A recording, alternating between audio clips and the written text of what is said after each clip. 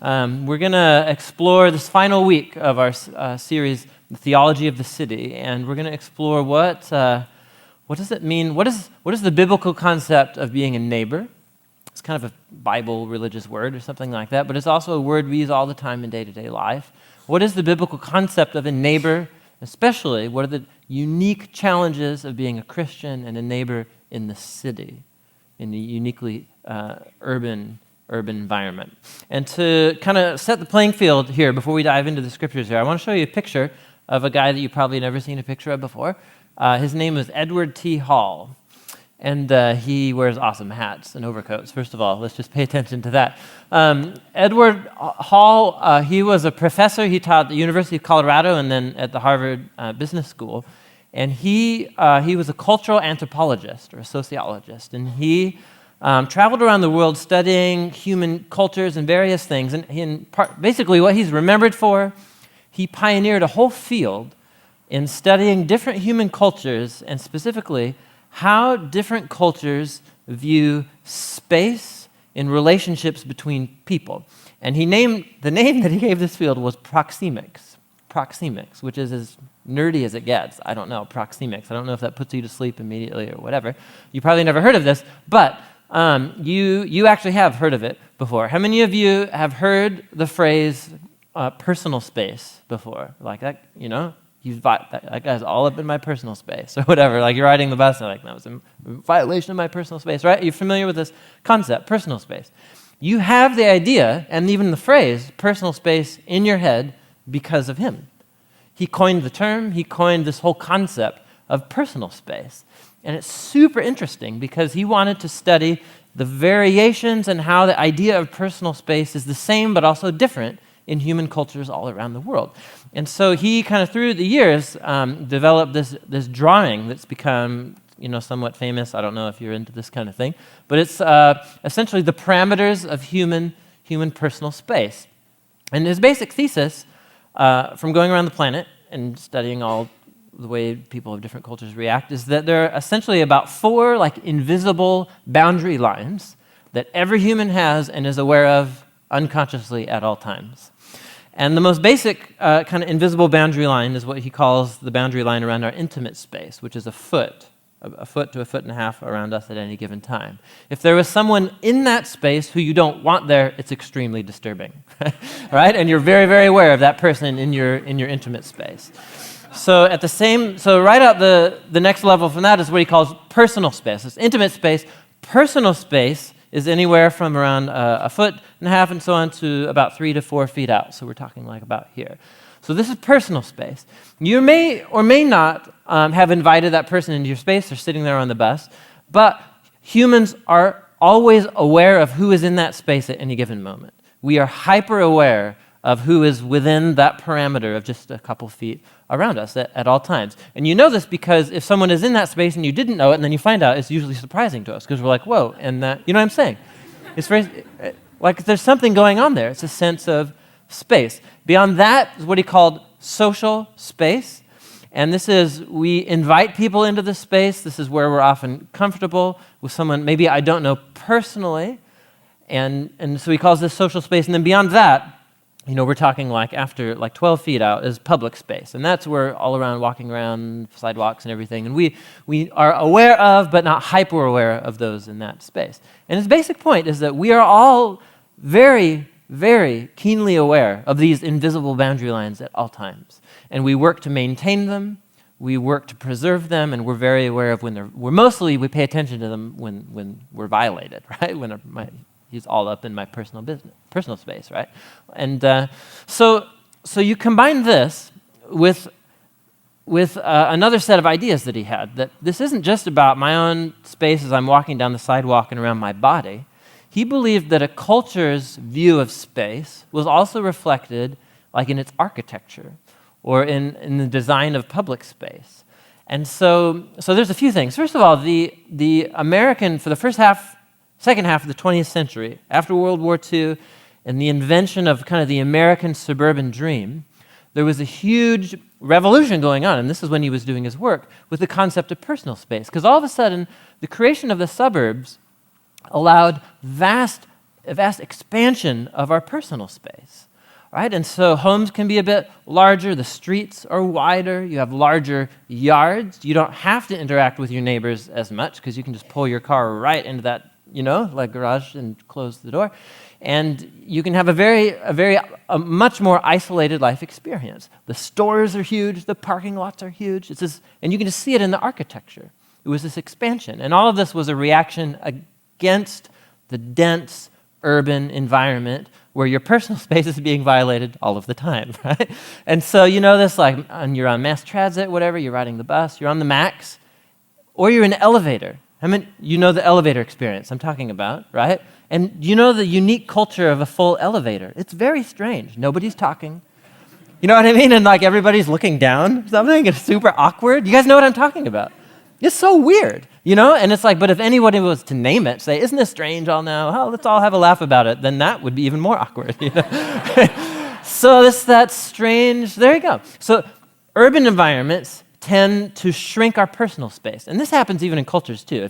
How many of you have ever had a very intense conversation with straight up Italian?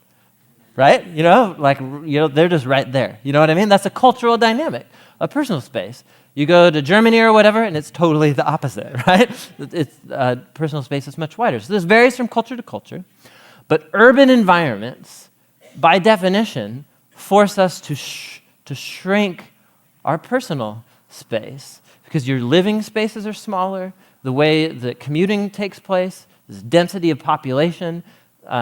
If you even have a yard in the first place, it's likely quite small, or you use the park as your yard where there's lots of other people, like at Colonel Summers, like enjoying the park too, and it's like 200 people's yard all of a sudden. And so cities, by definition, create this tension with a very human concept that we all have about this maintenance of our boundary lines. Now, this gets even more interesting. I'm totally geeking out right now, but I think this is really interesting. You combine Edward Hall's ideas with another Edward, a guy named Edward Glaser. And a couple years ago, he wrote, he's also a Harvard economist, and he wrote this book called The Triumph of the City. And his basic thesis is that, and Josh quoted from that book a couple weeks ago in the first message of the series, that, the whole planet is going towards these large global cities, millions and millions of people every month. Human population are moving to dense urban centers and so on. And Glaser thinks this is actually a real positive development for the human race. But it creates a unique set of tensions through what he calls agglomeration. And this is what the two Edwards ideas come right together. And this has everything to do with being a biblical neighbor. Trust me, right? So Edward Glaser says that persistent violation of your personal space, having people in your personal space, it has an upside and a downside. The upside is that you're constantly being put around people who you discover are like you in every way. Density of population means that there's a flourishing of minority groups and minority subcultures. So for example, I had a friend who grew up in Midwest town skateboarding, and he was like one of two skateboarders in high school, and he was totally the weirdo, whatever. People would throw their pop cans at him, that kind of thing. So he's like the weirdo skateboarder. I grew up right here in this neighborhood, and there's skateboarders everywhere when I was growing up. And there was a whole tribe of skateboarders at my high school. I was not the odd man out. I had a community, I had an identity, and that's because in cities, there is a higher proportion of people who are just like you in whatever niche subculture you happen to be into. So bicyclists versus motorcyclists, whatever. Or something more superficial like clothing, skinny jeans, baggy jeans, suit wearers, no jeans wearers, whatever. There's all the different versions of, you know what I'm saying, foodie culture and music. Cities tend to proliferate with these little subcultures because there's a greater percentage of finding people who are just like you with your very interests. And that has a real positive side, Glaser thinks, because cities are where those subcultures will innovate and take the music in new directions, right? And take the food and crazy, fusion, Asian, Latin American fusion. You know what I'm saying? This innovation is what happens in the flourishing of subcultures in cities. That's a positive trait. But at the same time, there's a dark side to that. In that just as there were like 15 or 20 skateboarders, like at my high school, and I had a tribe and I had an identity, I was maybe even more so hyper aware of the 1,000 other students at my high school who were not skateboarders, and the tension between the football players and the skateboarders. And, it's the tension between subcultures. And so just like being in a city has more people who are like me in my personal space and social space, the city also at the same time puts more people who are totally different than you in your personal space and in your social space. And that creates tension, the tension of subcultures in urban environments. And so that can have real negative consequences, like, for example, like in gang violence or something. It's that tribal turf kind of warfare between subcultures. But it doesn't always lead to violence. I think it can, especially like in a city like Portland, it breeds more a sense of elitism and superiority. Like, you farm those kinds of chickens. You know what I mean? Like, no, you don't understand. Like, we shop at the Urban Farm store here on Belmont. Thank you very much. Like not the one over North Portland. It breeds this. And to people who like live in the Midwest or whatever, it's ridiculous to think about like superiority because you raise a certain kind of urban chicken. But in the city, that stuff matters. The size of your jeans and the cut and that stuff really matters in the city because those are markers of the boundary lines, right? And so personally, we're always hyper aware. You're walking down the sidewalk and you see a number of people coming towards you, and come on. You do this. You do it. So you're immediately sizing them up. The moment they go from public space into your social space, into your personal space, you're like, are they cool? Are they safe? Are they cooler than me? You're doing this, or what are they talking about? And then as they pass, you're kind of like, oh, or maybe it's like interesting. I wish I could know that person. And it's just a fascinating, cities are just the most interesting places, precisely because our boundary lines are constantly being violated. And so here's the question I want to put to us as we look to the scriptures, is that what does it mean to be a Christian neighbor in this kind of environment? Are Christians merely one more tribe, vying for influence, defining their identity by who we're not or what we're against? Because that's often how Christians are perceived in urban environment, just one more tribe. What does it mean to be a neighbor in this kind of environment? Are we perpetuating the status quo tension between tribalism? Or is a Christian neighbor called to cut through that in some way and be a different kind of citizen altogether? That's the question I want us to have on the forefront of our minds as we dive into the scriptures here. Are you with me? Okay, why don't you turn with me to the Gospel of Luke, chapter 10.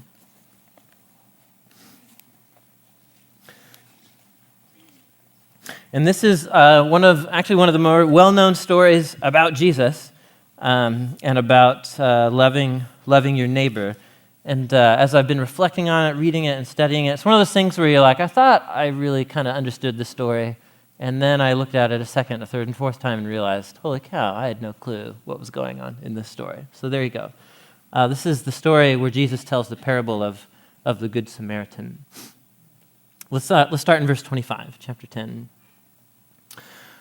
On one occasion, an expert in the law stood up to test Jesus. Teacher, he asked, what must I do to inherit eternal life? Now, let's pause for a second.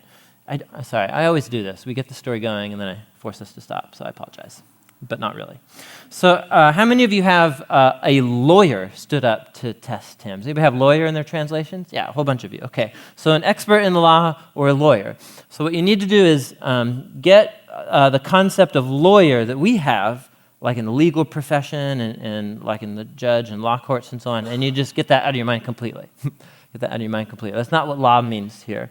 Law is referring to the Jewish Torah, which is the first 5 books of the Hebrew Scriptures, which are like the foundation documents of Jewish life and faith and so on. This guy, he's a religious expert. He's a religious professional. So we would call him like a professor of theology, or we might even call him like a pastor or a priest would be the equivalent in our day, who had a whole education in Bible and theology and so on. That's this guy. And he hates Jesus. He doesn't like him one bit. Is this question genuine, first of all? Is this the question of a tortured soul? Jesus, how can I be saved? Help me in some way. Is that what he's saying? No, he's testing him. And he's testing him because Jesus has been going around for eight pages so far, according to this Bible here, 8 pages, announcing the kingdom of God, saying that there's a new thing happening. The God of Israel is showing up in a new way to fulfill his promises, to rescue, to save his world. And Jesus was saying, that's happening in me. Jesus' claim was that when people turned to him, put their faith in him, committed to follow him, that he would be their source of healing and rescue and salvation. And this really made people angry in his setting, because in all of his Jewish contemporaries, the way they saw the world, the way that you get into God's personal space, so to speak, right, as a first century Jewish person, would be you go to the temple, you offer sacrifices, you say your prayers, you obey the commands of the Torah, you go to synagogue. That's how you know you are marked as a person who gets to inherit the world to come and eternal life, and that you are in God's family, so to speak. And Jesus is waltzing around saying, yes, but all of those things that you've been doing actually point to me. He was making himself the focal point. If you want to be accepted into God's personal space, so to speak, and experience the healing love of your Creator, believe in me and follow me. And Jesus just totally undercut the religious establishment of his day, and it made people like the expert in the Torah here extremely angry. So what he's trying to do is smoke Jesus out here. He's trying to ask him a question that will provoke him and force him to say something heretical, like, I'm the Son of God, believe in me. Something, right? He wants him to say something so he can say, false teacher, like that. Right? So he's testing Jesus. What do I have to do? What do I have to do? And Jesus, in good rabbi form here, he doesn't answer his question at all. This whole story is just a study in indirect communication, by the way. So some might call it passive-aggressive. John Abraham, youth pastor, where are you? He calls it passive-aggressive. I call it indirect communication. Anyway, so Jesus responds to the question without answering, but asking another question. Well, you tell me, Torah expert. You tell me what's written in the Torah. He said, how do you read it? To which, to the crowd around, he has to say what he knows every good Jew has to say, which is, he answered, love the Lord your God with all your heart, with all your soul, with all your strength, and with all your mind, which is all a long quotation from the Torah, from Deuteronomy chapter 6.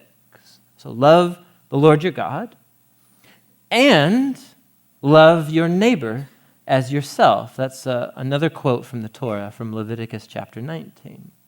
So love God and love people. And so Jesus didn't come up with this. This idea of what is the primary commands of the Torah, the ideal goal of all of human life, it's to respond in love to your Creator and to show that love for other humans made in God's image. So you love God, you love people. And the first line that he quotes here, Deuteronomy 6, do you see it there?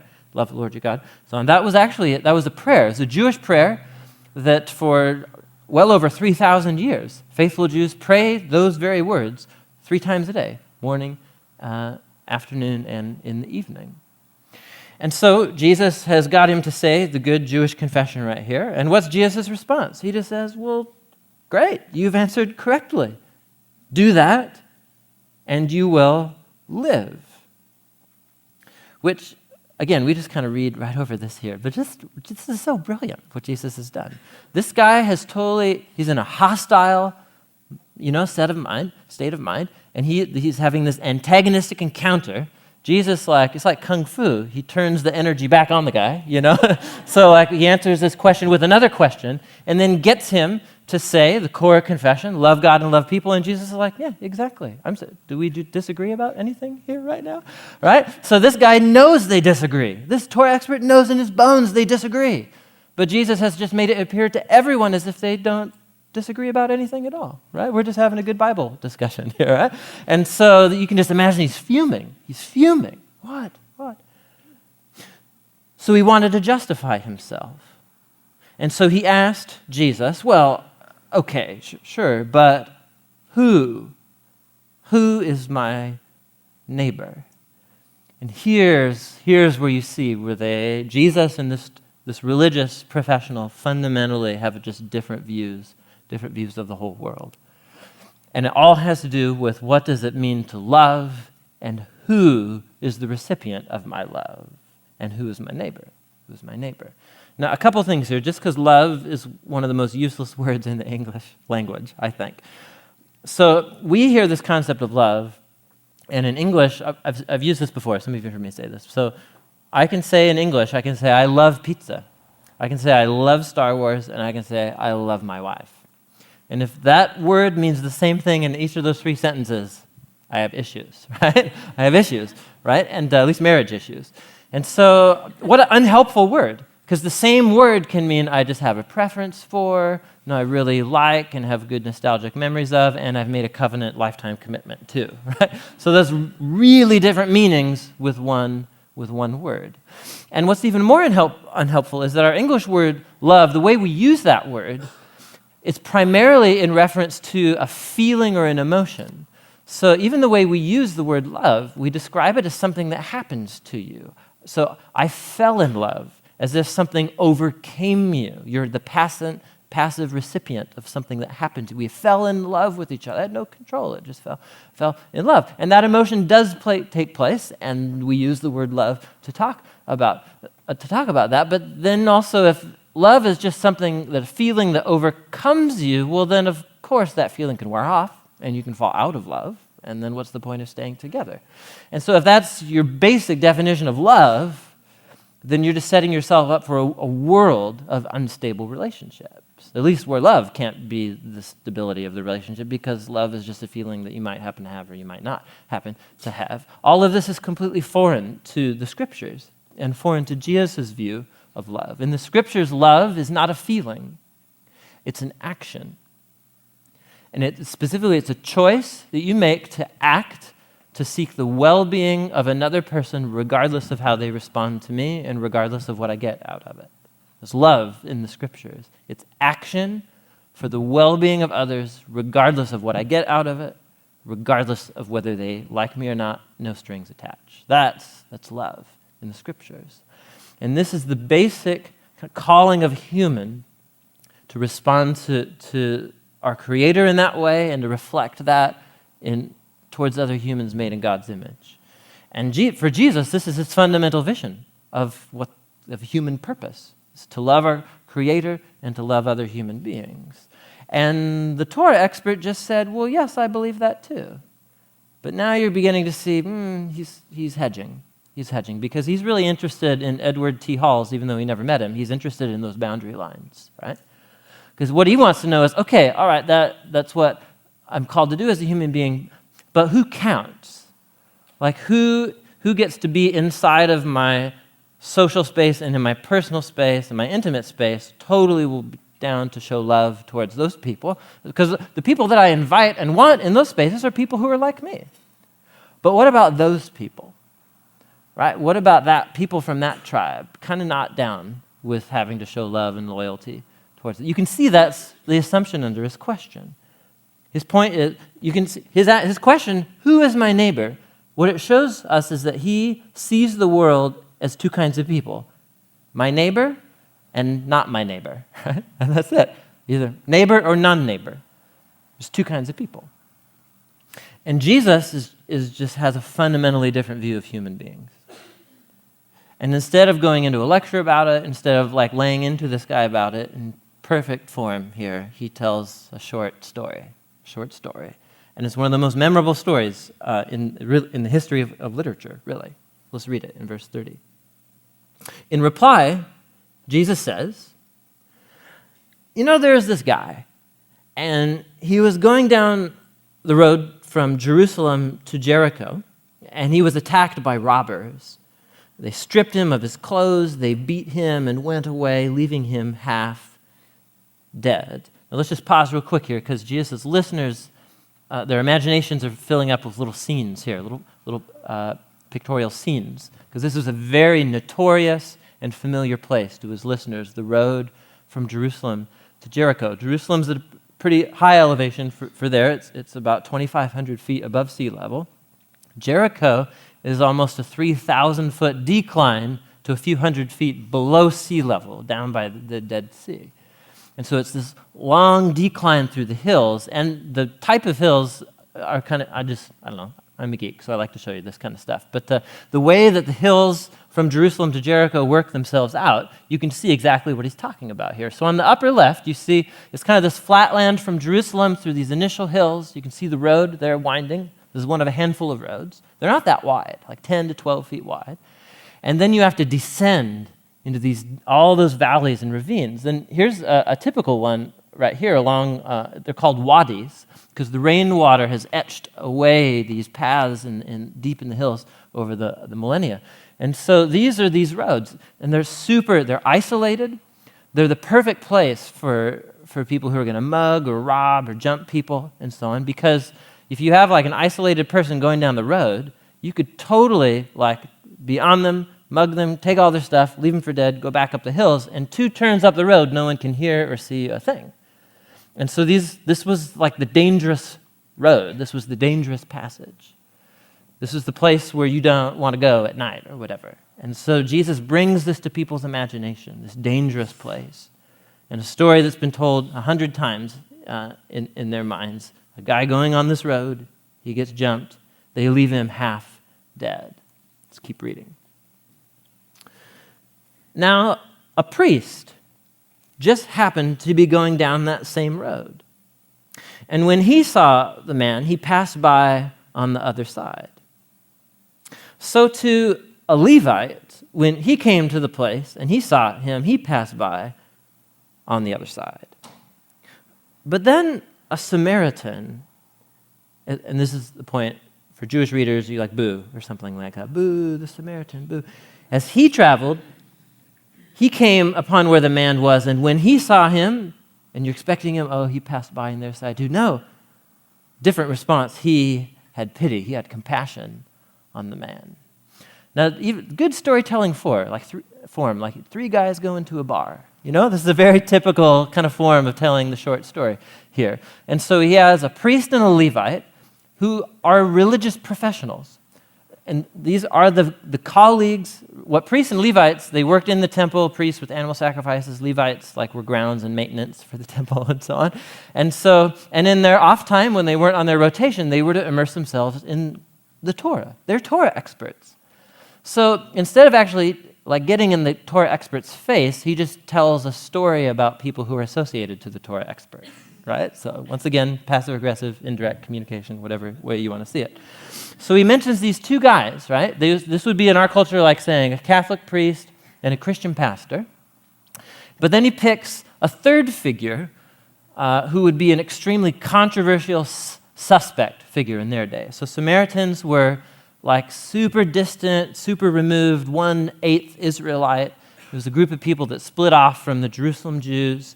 They had intermarried with people of the land, and they were completely at odds with the Jews from Jerusalem. There was sometimes violence between these groups. There were 2 tribes, and they had very clear boundaries around them, and when those boundaries were crossed, there was often violence and a lot of trash talk between Samaritans and Jews. And so Jesus picks a priest, a Levite, and a Samaritan, which is, I don't know, you're supposed to spit or boo or something when you say that. That's the idea here, is that would be the view of the listeners. It would be, like, think of a figure in American culture right now who is no sympathy with, they're often demonized in the news and media or something. So it would be like a Christian pastor, a Catholic priest, and like a Muslim cleric or something like that. It's just controversial. Everybody's like, what? No, that's what Jesus is doing here. He's picking a controversial figure and making them the hero of the story. The Samaritan, as he traveled, he came to where this man was. And when he saw him, he took pity on this half-dead man. He went to him, he bandaged his wounds, he poured on oil and wine. Then he put the man on his own donkey. Then he brought him to an inn, and he took care of him. The next day, he took out 2 denarii, which is like the equivalent of like 2 days' worth of work, 2 days' wage. You work for 2 days, you have 2 denarii in your hand. And he gave those to the innkeeper, saying, look after him, and when I return, I'll reimburse you for any extra expenses that you may have. This guy goes over the top, right? There's all kinds of things going on. At personal risk to himself, this is a dangerous place. but he totally stops and takes however long it's going to take to revive this guy. He uses his own resources, expensive resources, right? Oil to like soften any scabs or whatever, wine as a disinfectant because of the alcohol. You can imagine him tearing up some item of clothing that he owns to bandage him, puts him on his own donkey, and then takes him to the inn. And it gets even more intense because he essentially leaves an open tab at the inn and saying, whatever expenses else that rack up, like I'll totally cover those. The Levite and the priest, they just walk right by, but the Samaritan, he over and above the top, generosity and compassion, and everybody's like, whoa, what's he doing with this story here? Now, the best part comes, verse 36. Jesus turns the question back again to the man. He says, now you tell me, which of these three do you think was a neighbor to the man who fell into the hands of the robbers? Did you get it there? He was a little subtle twist in the question. Did you see it there? What was the Torah expert's question to him? Who is my neighbor? Who counts as someone who's really unlike me or like me? Who gets in my social and personal space? Who counts as the person that I show love and loyalty to? And who counts as the person I don't have to do that to out there in public space or whatever? And Jesus takes his question, who's the neighbor that I have to love? And he just flips it. So that question assumes that the world is made up of two kinds of people. People who are my neighbors and people who are not my neighbors that I don't have to show love to. Jesus rejects that view of the world completely. Not only does he just reject it, he doesn't even acknowledge it. Right? Because clearly, in Jesus' view, any person you come across in need, in your community, a stranger on a road, is your neighbor. Any human made in God's image is your neighbor. That's the assumption of Jesus' worldview. And so he turns the question on its head here. The guy asked, who's my neighbor that I have to love? And he's asking, who was the loving neighbor to the victim, the half-dead man on the side of the road? It's brilliant. It's brilliant. And so what does the guy have to say? Who is the loving neighbor? He can't even say the word Samaritan, can he? Look what he says. The Torah expert replied, and you can hear him grumbling, right? Because he has to go along with it. All the people are watching. The Torah expert replied, of course, the one who had mercy on him. And Jesus was like, bam, go do that. Right? And it just ends. The exchange ends right here. And so you can see what happens. Jesus is not only rejecting his view of the world, that there's my tribe and that tribe, and he's rejecting any sense that I find my identity based off of who I'm not or what I'm against. He takes the most demonized, misunderstood person or tribe of his day, and he makes that person the loving, sacrificial giver in the story. And his point is, you can just see what he's doing. His point is that he's saying the very fact that we see the world in terms of neighbor and non-neighbor shows that we are already defeated. We already view the world in very self-centered, me and my tribe-centered terms. And that, for him, that's one of the many signs of just what's fundamentally wrong with the human race in the first place. Why is the world the way that it is? It's because we are very happy to show love and loyalty and care to those inside maybe the first two lines of space or whatever, but we all have these invisible lines, and we're like, not my neighbor, not my neighbor, not my neighbor. And it lulls us into apathy or ignorance for people who are just like us. They're humans just like us. They just wear baggier jeans. Whatever, but that becomes that they raise those kind of chickens. No, we create these ridiculous, superficial lines and have these superiority games. None of you do this, I'm sure. So we all do it. And Jesus just rejects that view of the world entirely. And he takes this controversial figure and makes him the example of self-giving love. What does it mean to be a neighbor? Apparently for Jesus, to love, he said it in Matthew, what benefit is it to you if you love only those who will love you back? We tend to love those who we think we will get benefit from loving, who we have some duty or loyalty to through family or whatever. And he's like, yeah, everybody does that. The community of people who see and understand the reality of the kingdom of God's grace, the call is to love your neighbor, which is any person you come into contact with. And now we all feel like crap. So, right. And here's what you can see what Jesus is doing. And here's what we shouldn't do. What we shouldn't do is read this as just one isolated teaching of Jesus, and it's like this moral tale that he tells, so go be a good person or whatever. And we can rally and preach to the choir and be like, yes, we should love our neighbors. The city puts a lot of people who are like us within our lives, and that's awesome, that's great, but this noble idea of loving your neighbor who's radically unlike you, let's do it. Let's go love everybody who's different than us, right? And that'll be great. And then, the next week happens, you know what I'm saying? And, is that coworker? Is that actual neighbor? And all this, and the idealism's all gone, And so some of us even might be kind of, stirred up and would be like, yes, but I'm really this idea, the noble idea of being the one tribe in the city that doesn't exist for itself, that only exists to serve and love other people and so on, and that is ideal. That's what humans are made for. But we make a fundamental mistake if we hear the teaching of Jesus and are like, okay, that's what it means to be a Christian, then I'm going to go do that. And some of us might still be so idealistic as to think you can actually sustain a lifetime commitment to complete others-centered, seeking their well-being all the time living. Good luck with that.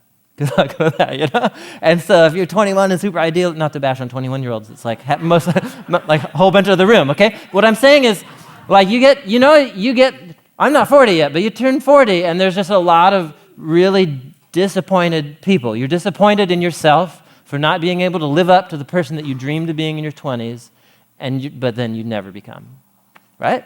I mean, that is the story of the midlife crisis, right? And it's the train that's moving right towards me in about 5 years here. But there you go. It's this fundamental disappointment. We all know, and we could preach, love people who are super different than you. And then you have that coworker, and they're there every single day in your life. And you have that neighbor, right? And they're there every single night playing their drums at 3 p.m. And you have that. You know what I'm saying?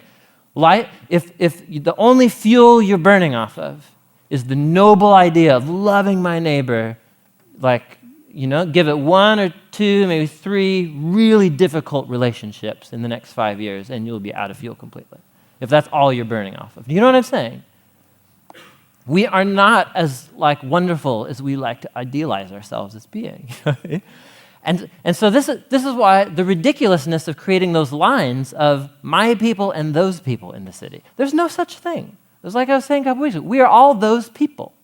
We're all deeply flawed, at the core, deeply self-centered people.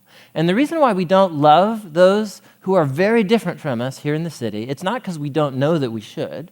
Who's learning anything right now? You know what I'm saying? Love people who are different from you. That's what Christians should do. I'm not learning anything. I already know I'm supposed to do that. The reason we don't do it is because we don't want to. We just straight up don't want to. It's sacrificial. It's a violation of my personal time and space and resources. And my heart and whatever, the only reason I'm not embarrassed to say all this is because I know you're just like this too, right? Really. I mean, why kid ourselves? If our own noble ideals are the only fuel you have to burn, you're welcome to it, but 40's heading your way, and all the years beyond that, and you will be crippled by the disappointment of your own inability to actually love people who are radically different from you, because it's so hard. It's so hard. What's the solution? Look back at the parable with me. This is so fascinating. Look at the behavior of the Samaritan. Verse 33. What does the Samaritan do? He comes across this half-dead man who is his enemy, right? So Jesus is a Jewish storyteller. The priest and Levite are Jewish audience. Everybody's assuming it's a Jewish man who's half dead on the side of the road. A Samaritan comes across his enemy, half dead on the side of the road. Out of his own resources, this Samaritan takes time at risk to himself to provide healing for the man, and then at great cost and expense, even at the expense of being taken advantage of potentially, with the open tab at the inn. He just, out of mere compassion, just great cost to himself so that this man can be healed and saved. Does that storyline sound at all familiar to you? Right? What is Jesus on his way to Jerusalem to go do in a week or so? To do exactly that in his mind. And so this is Jesus' view of humanity. It's not a whole bunch of lines, it's just one big group of human beings who were created for so much more, and we know it, but there's something so fundamentally screwed up and self-centered about us all that none of us actually can attain to that ideal. And it results in a world that looks like ours, of tribalism, of silly elitism and superiority, and violence as the most tragic end, and death. And that's what we've done with the place. And so Jesus comes as God become human to be the kind of human that you and I know we ought to be but are incapable of being. And so he is that kind of human on our behalf.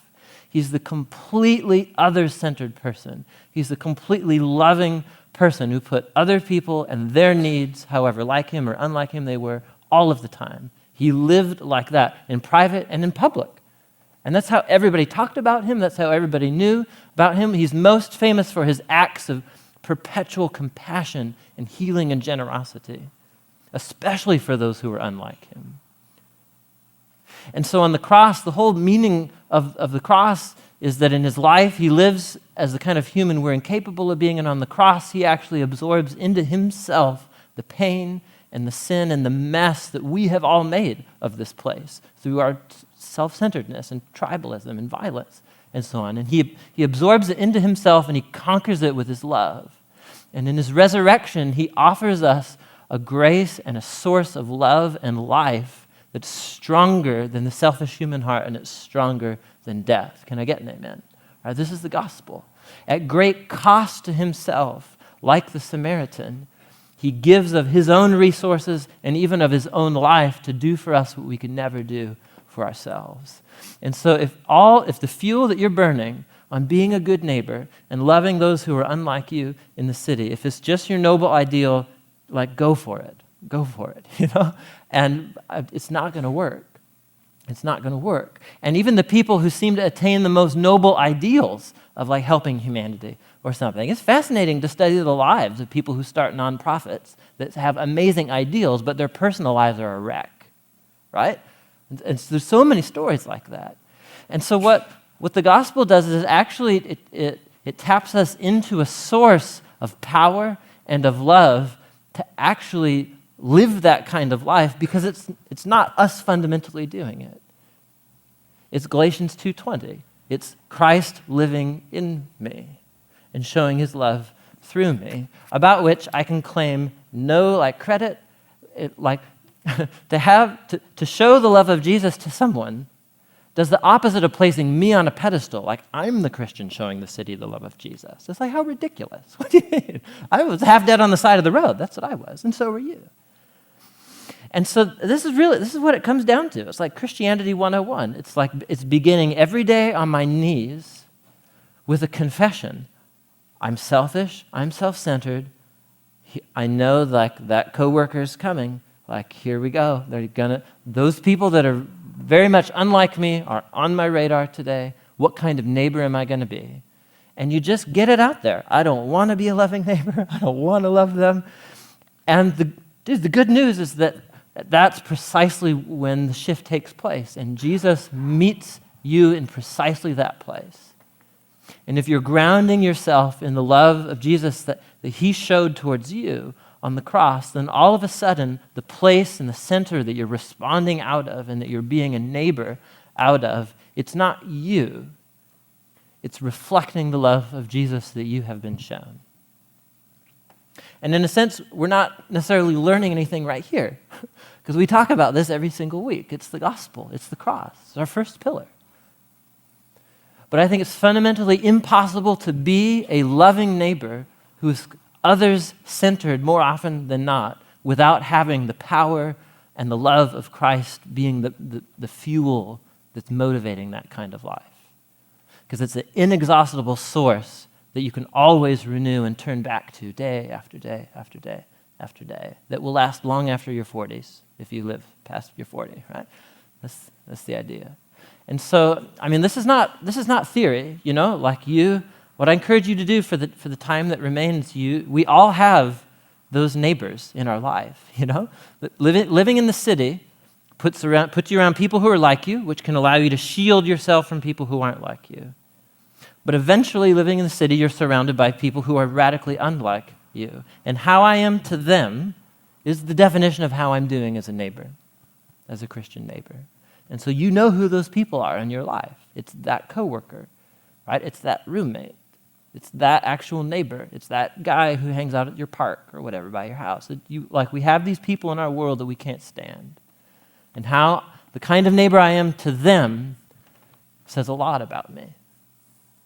And the moment I'm tempted to say I'm a horrible person, I'm a failure, and it's like so on. Okay, well, that's part one. Part two is to remind yourself that Jesus, at great cost to himself, came to us half dead on the side of the road, and at great risk to himself, he provided for our healing and saving. And this is the good news. Amen? Being a good neighbor as a Christian has to be rooted in a source of love that is outside myself. And so as we gather here tonight, as we gather every Sunday, as we come to worship, as we come to the bread and the cup at various stations around the room, and these tactile symbols reminding us of this act of unconditional love that Christ has given to us. And so, I just encourage you, get those one or two people in your head it's difficult for you to be a good neighbor to, and to just spend time before Jesus, allow his love to remind you of who you are, and let that be what calls us to go back out into the city and to be a source of love. Amen? Amen. Let me close us with a word of prayer.